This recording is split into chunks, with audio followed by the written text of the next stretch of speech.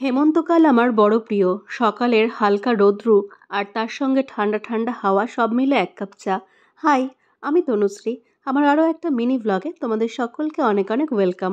গতকাল সকালে চা খেয়ে স্নান করে চলে যাচ্ছিলাম আমি আমার নিজের বাড়িতে। হ্যাঁ, বাবার বাড়ি, শ্বশুর বাড়ি এগুলো আমার খুব অড লাগে। আমি আমার বাড়িকে নিজের বাড়িই বলে থাকি। বাড়ি পৌঁছে আর কি মায়ের সঙ্গে অনেক আড্ডা দিলাম।